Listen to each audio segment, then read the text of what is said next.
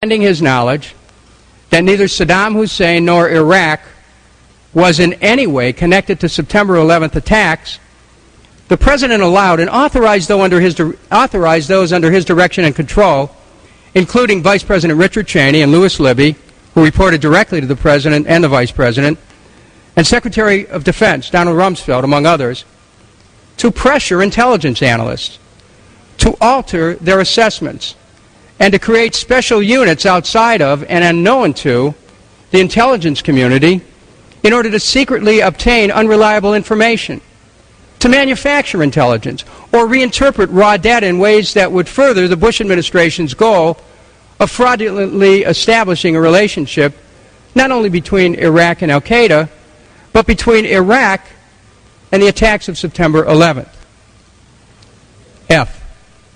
Further, despite his full awareness that Iraq and Saddam Hussein had no relationship to the September 11th attacks, the President and those acting under his direction and control have, since at least 2002 and continuing to the present, repeatedly issued public statements, deliberately worded to mislead, words calculated in their implication to bring unrelated actors and circumstances into an artificially contrived reality, thereby facilitating the systematic deception of Congress and the American people. Thus, the public and some members of Congress came to believe, falsely, that there was a connection between Iraq and the attacks of 9/11. This was accomplished through well-publicized statements by the Bush administration, which contrived to continually tie Iraq and 9/11 in the same statements of grave concern without making an explicit charge. Number one, and I quote,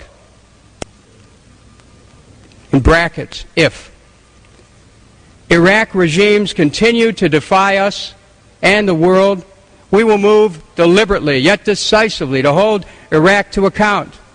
It's a new world we're in. We used to think two oceans could separate us from an enemy. On that tragic day, September the 11th, 2001, we found out that's not the case. We found out this great land of liberty and freedom and justice is vulnerable.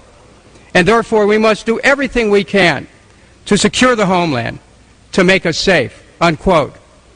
This from a speech of President Bush in Iowa on September 16th, 2002.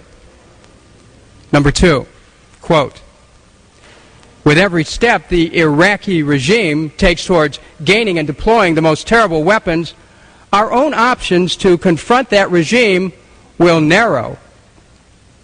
And if an emboldened regime were to supply these weapons to terrorist allies, then the attacks of September 11th would be a prelude to far greater horrors, unquote. That's March 6, 2003, the statement of President Bush in a national press conference. Number three, quote, the Battle of Iraq is one victory in a war on terror that began on September the 11th, 2001, and still goes on. That morning, that terrible morning rather, 19 evil men, the shock troops of a hateful ideology, gave America and the civilized world a glimpse of their ambitions. They imagined, in the words of one terrorist, that September 11th would be the beginning of the end of America. By seeking to turn our cities into killing fields, terrorists and their allies believed that they could destroy this nation's resolve and force our retreat from the world. They have failed, unquote. This from a May 1st, 2003 speech of President Bush on the USS Abraham Lincoln. Number four, quote, we're in a new and unprecedented war against violent Islamic extremists. This is an ideological conflict we face against murderers and killers who try to impose their will. These are the people that attacked us on September the 11th and killed nearly 3,000 people. The stakes are high, and once again, we have had to change our strategic thinking. The major battleground in this war is Iraq, unquote. June 28, 2007, speech of President Bush at the Naval War College in Newport, Rhode Island.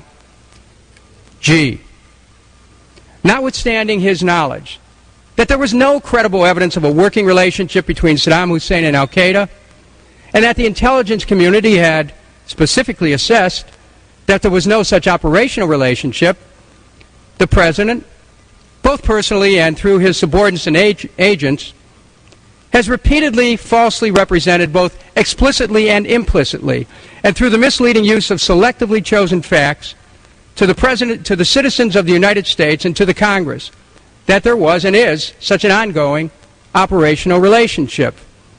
To wit, number one, we know that Iraq and al-Qaeda have had high-level contacts that go back a decade, said the President. Quote, some al-Qaeda leaders who fled Afghanistan went to Iraq. These include one very senior al-Qaeda leader who received medical treatment in Baghdad this year and has been associated with planning for chemical and biological attacks. We've learned that Iraq has trained al-Qaeda members in bomb making and poisons and deadly gases. Unquote. This from September 28, 2002, a weekly radio address of President Bush to the nation. Number two, quote, we need to think about Saddam Hussein using al-Qaeda to do his dirty work, to not leave fingerprints behind.